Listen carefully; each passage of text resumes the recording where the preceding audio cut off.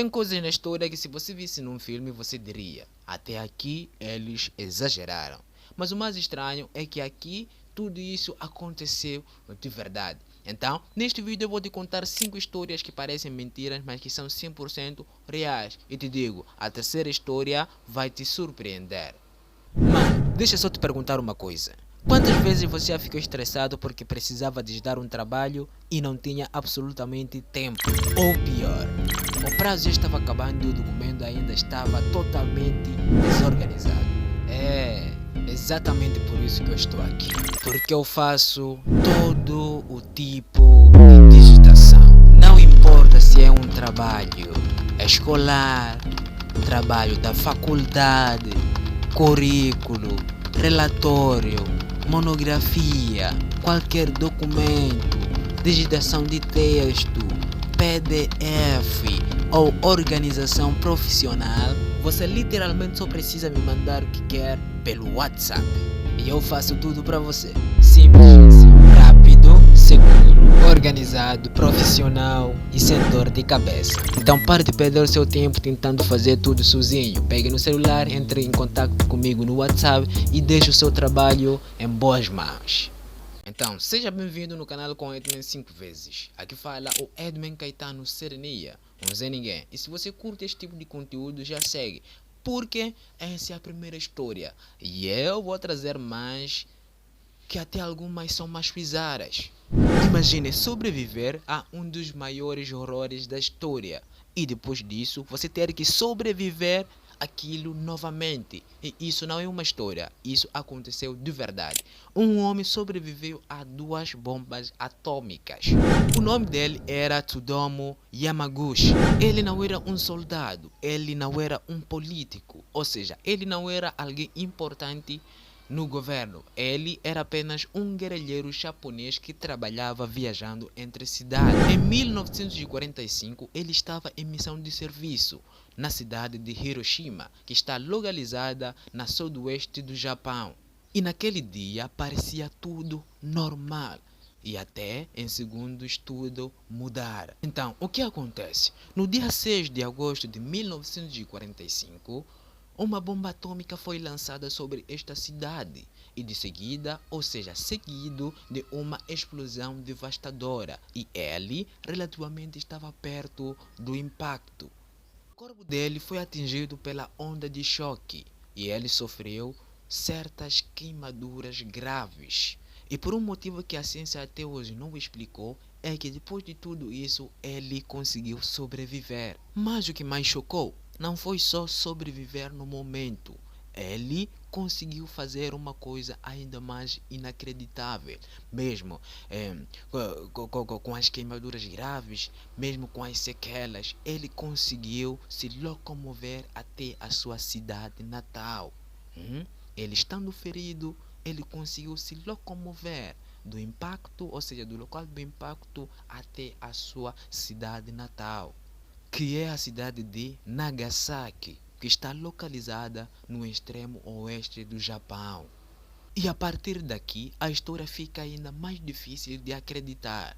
Ele chegou na sua cidade natal tentando entender o que tinha acabado de acontecer. Então, ele tentando explicar às outras pessoas, tentando se recuperar, se recompor de tudo aquilo. Acontece que no dia 9 do mesmo ano foi lançada uma outra bomba atômica sobre ali na cidade de Nagasaki.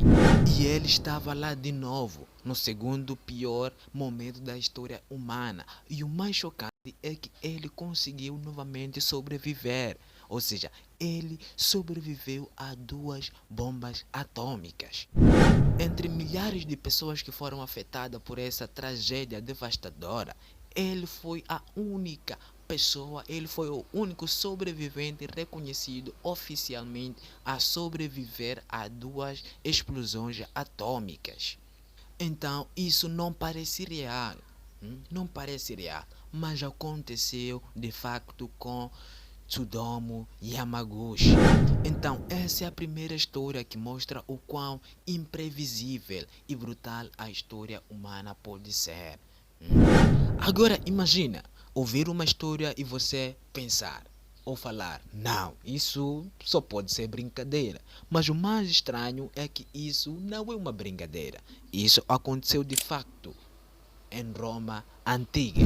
Na Roma Antiga, que atualmente está situada na região central da Itália, existiu um imperador chamado Calígula.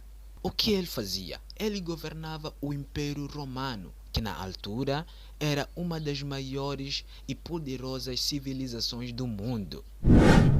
No início do seu governo, ele era visto como uma pessoa inteligente e promissor, mas com o tempo, relatos históricos descrevem mudanças estranhas no seu comportamento. O que ele fez? No andar do seu governo, ele começou a tomar decisões imprevisíveis, ou seja, decisões que eram completamente absurdas para aquela época.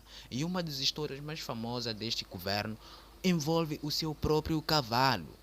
O cavalo dele era chamado de Incitados, mas não era um cavalo comum na narrativa histórica que chegou até a nós.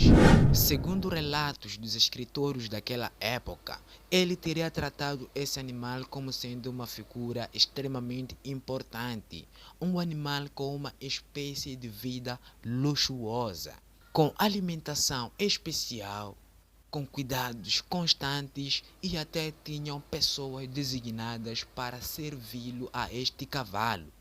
E o ponto mais estranho é que existem registros dizendo que o Calígula queria levar isto para ainda mais longe e cogitou ao nomear a este cavalo como sendo o senador do Império Romano.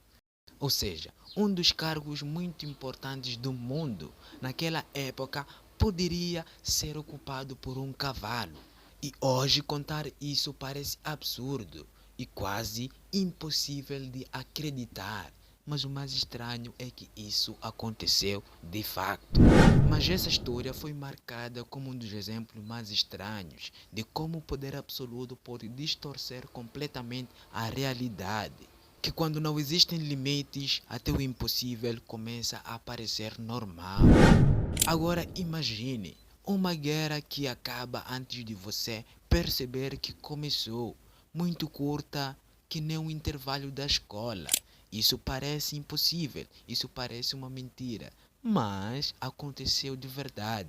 E isso aconteceu no ano de 1896 na região do Sultanato de Zambizar, uma pequena região costeira no leste da África, que na época tinha uma grande importância estratégica no comércio marítimo e também envolveu uma das maiores potências militares do mundo naquela época, que é o Reino Unido.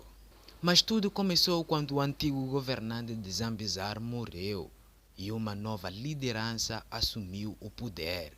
Só que esse novo líder não era aceito pelo Reino Unido, que tinha forte influência política naquela época. Mas o que aconteceu? Para os britânicos, essa nova liderança não seguia os acordos que eles consideravam válidos e por isso eles exigiram que eles deixassem a liderança de forma imediata. Mas essa ordem não foi obedecida pela nova liderança e isso acabou levando uma escalão extremamente rápida de tensão e o Reino Unido decidiu agir militarmente para solucionar esta situação. Do lado do Zambizar, ou seja, do lado da nova liderança, havia poucos recursos militares, pouca preparação, quase nenhuma chance de resistir a esse ataque. E o confronto do britânico começou com bombardeios direcionados ao palácio. E em poucos minutos, as principais infraestruturas defensivas da cidade de Zambizar já estavam comprometidas.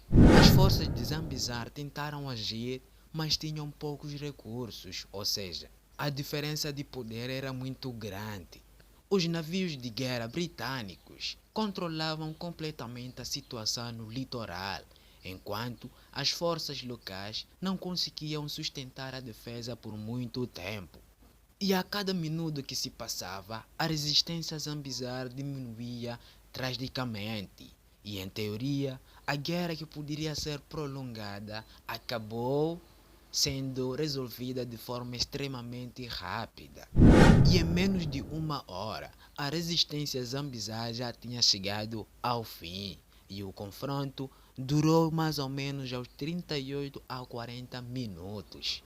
E essa curta batalha entrou na história como a guerra mais curta já registrada.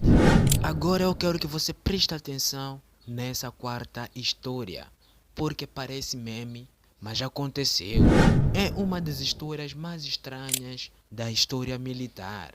Isso aconteceu na década de 1930, lá na Austrália. Nesta época, várias regiões agrícolas estiveram a enfrentar um grande problema. Grandes plantações de trigo e outros vários alimentos estavam sendo destruídas de forma constante. E isso não eram pragas e nem desastres naturais. Era um grupo de aves chamadas emas.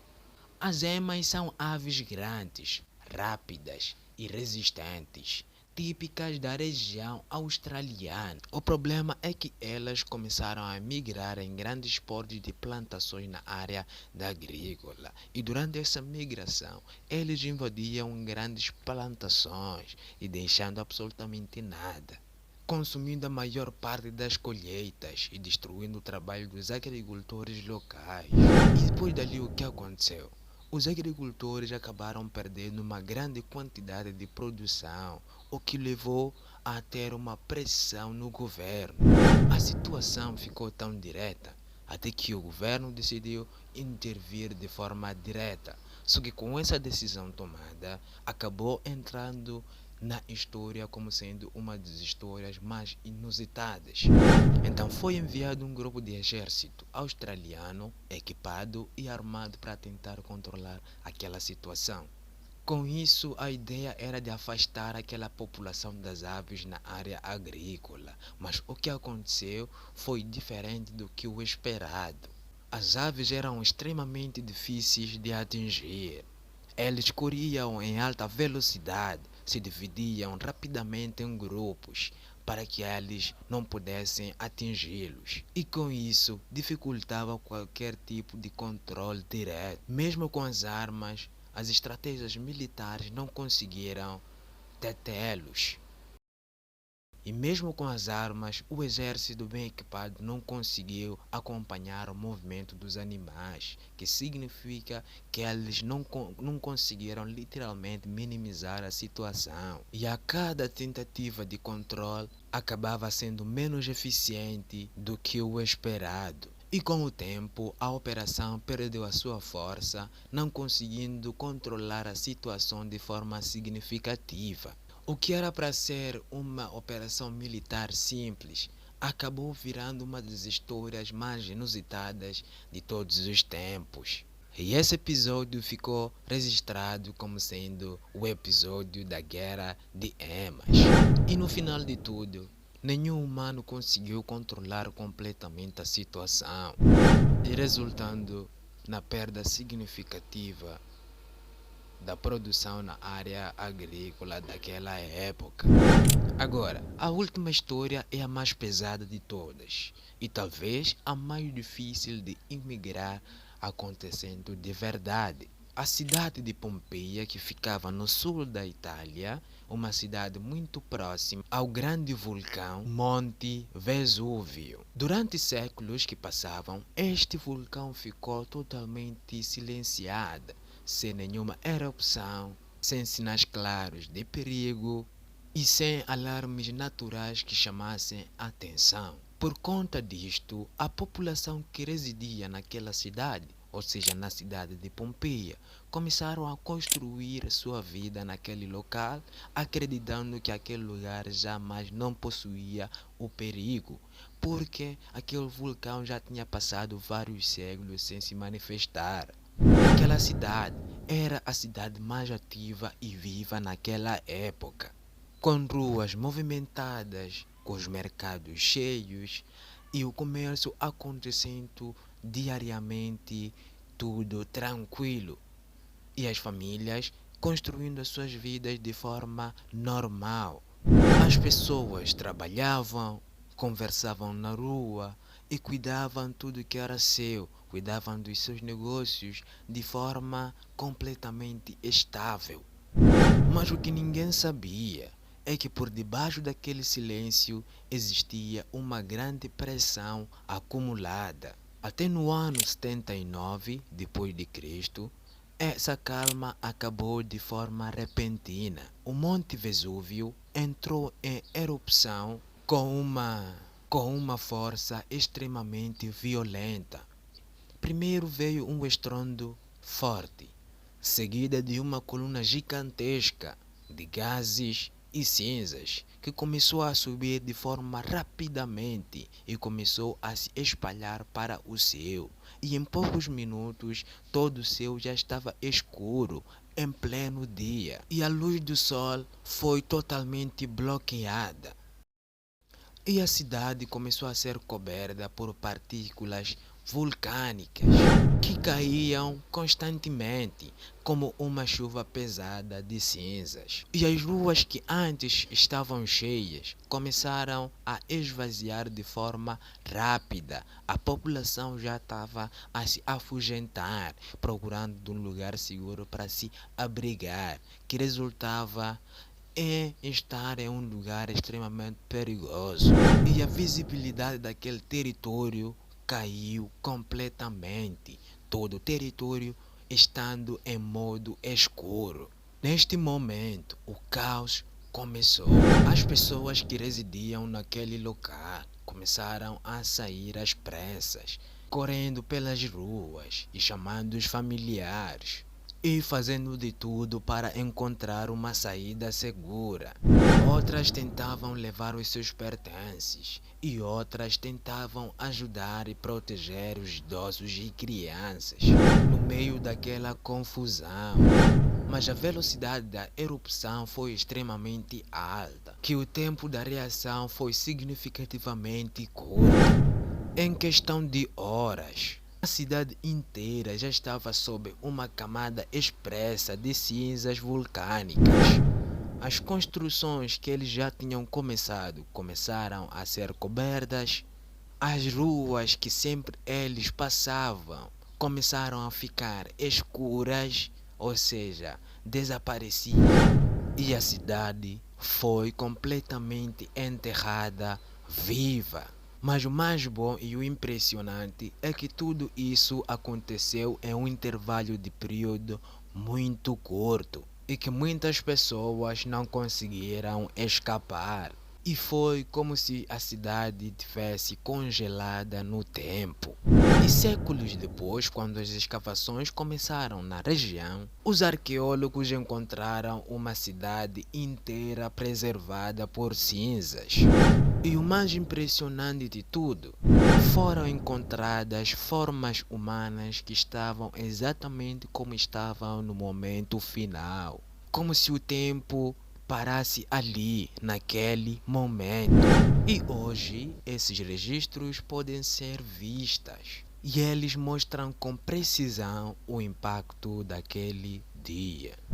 E isso faz a cidade de Pompeia não apenas uma tragédia antiga, mas como uma lembrança mais real e visual da força da natureza na história da humanidade.